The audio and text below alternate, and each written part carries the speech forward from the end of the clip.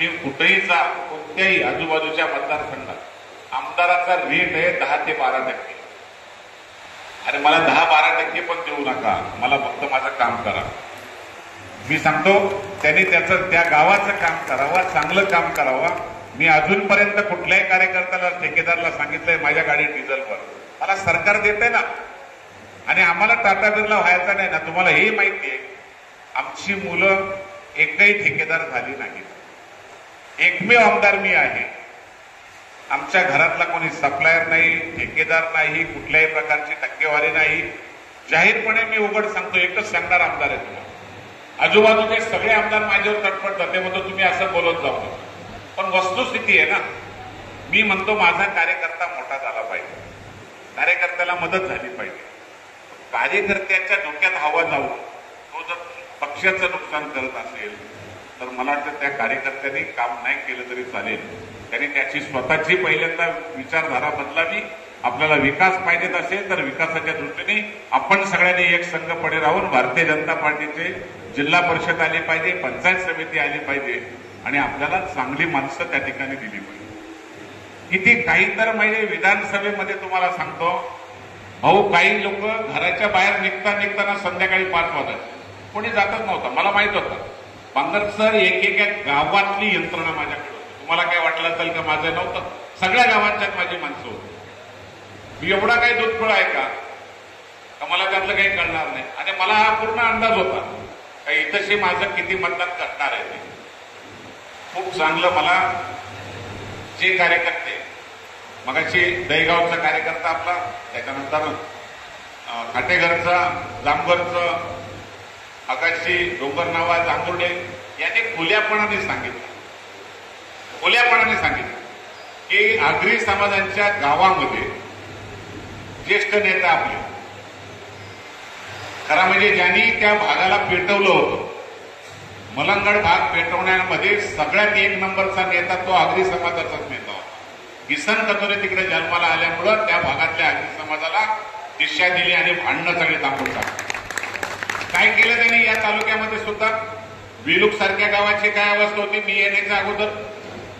307, 326 शिवाय निवडणुकाच होत नव्हत्या. मग शाही असेल, मातोशी असेल, सगळी गावं, या गावांच्या पंतळेखल असेल, आगरी गावांच्या मध्ये एवढी भांडणं होती. गावागावातल्या कार्यकर्त्यांना समजून सगळ्या आगरी गावांची भांडणं थांबवण्याचा प्रयत्न केला आणि त्या गावांच्या जाऊन विष पेरण्याचं काम केलं. आता विष काय करणार? मला त्या दिवशी विलूकच्या कार्यकर्त्यांनी खूप चांगलं सांगितलं.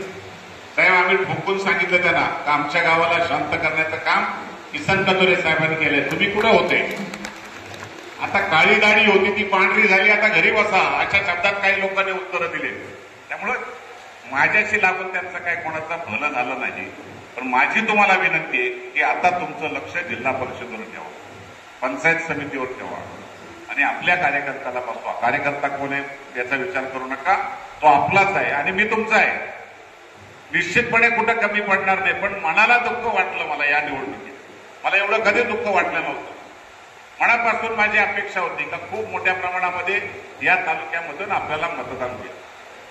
आता ठीक आहे, इथं भावनिकतेचं पण काही तयार झाले, नातीगोती सगळी गावागावाच्या फिरली, आपलेही लोक बदलले, बरेचसे जुने ज्यांच्या अंगावर आयुष्यात कधी गुलाल पडला नसता त्यांचं पण मनामध्ये आलं तर माझ्या विरोधाचं लायकी पण नसताना त्यांच्या अंगावर गुलाल टाकले. घडवलेत मी अशा, मला स्वतःला दुःख वाटतंय.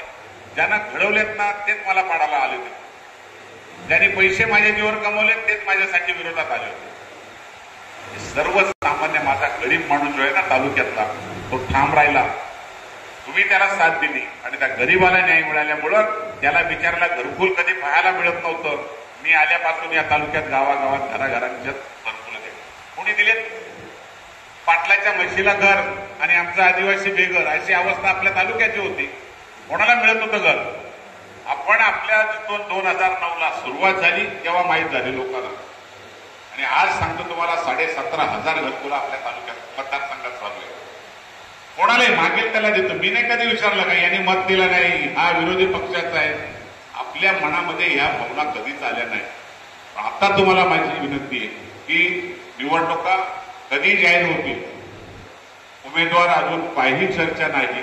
कोणाच्या डोक्यात असेल का मला कोणी मी एकाला ऐकेला त्याला सांगितलं, अजिबात उमेदवारांची चर्चा अजिबात नाही. सध्या एकच फक्त आहे की भारतीय जनता पार्टीची जिल्हा परिषद बसवायची, जिल्हा पंचायत समिती बसवायची, ग्रामपंचायत बसवायची. हाच विचार तुमच्या सगळ्यांच्याकडून सगळ्या गावागावांच्यात गेला पाहिजे. चुकला असेल तर तो बदल घडवा. मी तुम्हाला आगरी समाजाच्या नंतर तुम्हाला काही आंबेगाव असेल, गवाळी असेल, गवाळीतली तर परिस्थिती अशी होती का भांडणांच्या शिवाय काही विषयच नव्हता. ते वाईट अवस्था होती. पण बदल झाला, कितीतरी गावांच्यात बदल झाला. सगळ्या भांडणांच्या पासून आपला तालुका मुक्त झालाय. कोणी कधी ही भांडणं लावायची, गटातटाचं राजकारण चाललं होतं. मला आवडत नाही ते गटातट. मला वाटतंय हा तालुका आपला एक संघ राहिला, चांगल्या विचारातून राहिला पाहिजे. आणि म्हणून खऱ्या अर्थाने तुम्हाला सगळ्यांना विनंती आहे की आपण खूप चांगल्या विचारातून काम करायला प्रयत्न करतोय, पण आपलाच कार्यकर्ता आपल्याला बदनाम करत असेल तर त्याला थांबवलं पाहिजे. बरं, तो दुसऱ्याची टीका करतच नाही, पण आपल्या कार्यकर्त्याची टीका लवकर करतो. हे जर सगळ्यांनी जर बदललं, माझे मत आहे का ज्येष्ठांनी सुद्धा हाच विचार करून कार्यकर्त्यांच्या बरोबर वागावं आणि कार्यकर्त्यांना सुद्धा जवळ घेऊन कान उघडणी करावी.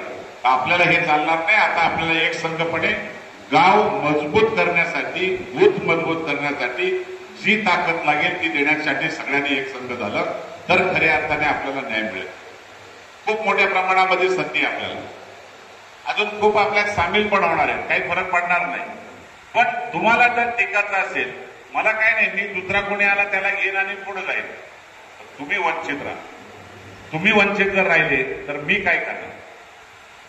तर तुमची चूक झाली असेल तर त्याला मी जबाबदार नाही, तर तुम्ही जबाबदार.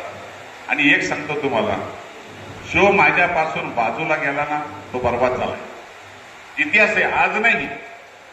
जिल्हा परिषदच्या पंचायत समितीच्या पासून मी भोगत आलेलो आहे. संघर्ष हा माझ्या पाठवीला पुजलाय. तुम्ही विचारा लागल्या सगळ्यांना, कोणाला जुने नेते ना त्यांनाही विचारा. पंचायत समितीची निवडणूक माझी अशी होती का तालुक्यामध्ये आमदारकीपेक्षा जोरात रुबाब होतो. सगळी तरुण मुलं घडवली. तुम्हाला जसे काही तरुणांना घडवले, माझी खूप अपेक्षा असते तरुणांच्याकडून. जिल्हा परिषदला तर सगळे आज जसे एकत्र होतात ना, सगळे आमच्याकडचे पाटील पण एक झाले. किसन कतरे हाताला जी सुरुवात झंझावात झाला, उदय आजपर्यंत अपयश आलं नाही. त्याला कारण कधी स्वार्थ नाही. शेवटच्या गरीब माणसाला पण न्याय देण्याची भूमिका करतोय, सतत राबत असतोय. सगळे नेते टाटा बिर्ला व्हायला बघतात. किसन कतोरे ना किसन कतोरे म्हणूनच वर जायचे. अजिबात मला टाटा बिर्ला व्हायचा नाही, पण माझा कार्यकर्ता मजबूत झाला पाहिजे, माझा भाग सुशिक्षित झाला पाहिजे, चांगला सुदृढ झाला पाहिजे. काय एक एक परिवर्तन घडवतोय आपण. यात मतदारसंघातली तुम्ही सोडून द्या, आपल्या तालुक्याचाच विचार करा. तुम्ही बाहेरचा अजूनही विचार करत नाही. पण मुरबाड तालुक्यातली परिस्थिती, मुरबाड गावाची अवस्था काय होती? प्यायला पाणी नव्हतं. आणि सांगतो तुम्हाला का जेवढे जेवढे तुम्हाला सांगतो तिथं पण गद्दार निघाले ना, गद्दारांना कधीच मी माफ करणार नाही. मला अजिबात नकोय. मी माझी गरीब आहेत ना, त्या गरिबांच्या वर राजकारण करेल आणि 8च्या 8 जिल्हा परिषदा 100% निवडून आहे. काही विचार करण्याची गरज नाही. दोन्ही ह्या आपल्या गटातल्या तर ह्या दोन्ही मजबूत आहेत. ठीक आहे, मला कमी मतं पडली असतील, पण जिल्हा परिषदला कमी पडू द्यायची नाही. यासाठी तुम्ही आता गुणगाठ बांधली पाहिजे. आपसातले मतभेद आहेत ते बाजूला काढले पाहिजे. लोकांच्या पर्यंत जा, लोकांना सांगा काय भूमिका आहे. बरं, मला डायरेक्ट लोक येऊन सांगतात, त्यामुळे ती काही परिस्थिती नाही. मला भेटायला कोणी एजंट लागत नाही, मध्यस्थी लागत नाही. कोणी यावं आणि कोणी भेटावं. शनी शिंगणापूरच्या मंदिरासारखं आमचं घर आहे. काही दरवाजा लावला जात नाही. त्याला कारण घडवल्याच मला सर्वसामान्य गरिबांनी. तो आदिवासी असेल, मागासवर्गीय असेल, कुठल्याही समाजाचा असेल, आजही मनापासून सगळ्या निवडणुकीच्या तुम्हाला कल्पना असेल, मुस्लिम जेवढे जेवढे बूथ आहेत मतदारसंघात आपल्या, इतर निवडणुकीला मतदान कमी होतंय भारतीय जनता पार्टी. माझी निवडणूक आली, एकही मुस्लिम बूथ मागे राहत नाही. सगळे आघाडीवर असतात. मुस्लिम समाज सुद्धा त्या ठिकाणी कमळ निशाणीवर माझ्या टायमाला बिनधास्तपणाने मतदान करतो. हा विश्वास खऱ्या अर्थाने जिंकलेला आहे. आपण तिथं बघत नाही कधी नाही. आणि म्हणून तुम्ही सगळ्यांनी हाच विचार केला पाहिजे का आज तुम्हाला गरज आहे. आणि ती गरज अशी आहे का मजबूत असताना तुम्ही कमजोर होता. तुम्ही कमजोर झाले तर तुमचं नुकसान आहे. मला कधीच कोणाच्या बद्दल हेवा देवा वाटत नाही. हा मोठा तो मोठा, प्रत्येकाने यावं, मला हक्काने सांगावं का आम्हाला काय हवं, मी ते करायला तयार असतो. पण चुकीचं असेल तर त्या टायमाला मला स्वतःला, मी खूप विचारपूर्वक चाललोय आता, खूप विचारपूर्वक. आणि मी तुमच्यासाठी काही तडजोडी करायला पाहतोय, तुमच्यासाठी पुढे जाण्याचं करतोय. तर मला तडजोडी करायची आता गरजच नाही, काही पडलं नाही. मला माझा धंदा सुरूच आहे. मी कुठल्याही गावात वाडीमध्ये जायला मला कोणाचीच गरज राहिली नाही. सर्वसामान्य माणसाच्या घरी जाऊन कोणाच्याही घरी बसणारा मी माणूस आहे. तुम्ही सगळ्यांनी आता जे जे चुकलं असेल ते सुधरा आणि आपल्या गटाची ताकद ही जी कमजोर झाली ती वाढवण्याचा प्रयत्न तुम्ही सगळ्यांनी केला पाहिजे. तर तुम्ही टिकाल, नाही तर टिकणार नाही. लोकांची तुमच्याकडून आपल्याकडून खूप अपेक्षा आहे. राज्याचे मुख्यमंत्री आपल्याला एवढ्या मोठ्या प्रमाणातला निधी देतात. मग अशी भाऊनी उल्लेख केला कामांचा, तुम्हाला कल्पना नाही, किमान 700-800 कोटी रुपये आज तालुक्यामध्ये मंजूर असून कामं सुरू झाले. 2 वर्ष झाली त्याला. काहींनी वर्क ऑर्डर घेतल्यात, घरी ठेवल्यात, काहींनी कामं प्रोसिजरला आहेत तसेच पेंडिंग ठेवून दिल्यात, काहींनी विकल्यात तर तो सुरू करत नाही. ती कामं जर विधानसभेच्या अगोदर झाली असती तर मला 2-3 हजार तरी किमान मतं वाढली असती, फार नसते वाढली. आणि तोच प्रचाराचा मुद्दा त्यांनी केला विरोधाचा. खरं म्हणजे असा गाव नाही तर त्या गावाला रस्ते दिले नाही. आपण आकाशीला जायला काय अवस्था होती, त्या कार्यकर्त्याने खूप चांगलं मगाशी मांडलं. कधी झोपून बघत नव्हता कोणी त्या आगाशी गावाच्या विकासाकडे. जिरड, आंबेटेंबा, आगाशी. मी परवाही बसायला गेलो होतो आगाशीला. मला एवढं समाधान वाटलं का मी 2009ला आलो त्या टायमाला आगाशीला गाडी न्यायला मला घाम फुटला होता. पण त्या दिवशी 5 मिनिटांमध्ये मशावरून निघून गेलो. अशी कितीतरी गावं एक वेगळ्या कधी विचारातच नव्हती विकासाच्या, त्यांना आपण चांगल्या प्रकारची दृष्टी दिली, त्यांना एक वेगळ्या प्रकारचा घडवण्याचा प्रयत्न केला. सर्वसामान्य माणसाला न्याय दिला तर तो विसरत नाही, हे तुमच्या लक्षात असू द्या. आज तुम्हाला सांगायला हरकत नाही, 12वीचा प्रकल्प झाला. मगाशी त्या एका कार्यकर्त्याने सांगितलं त्याला नोकरी लागली ती. 1204 कुटुंबांना नोकऱ्या देण्याचा निर्णय झाला.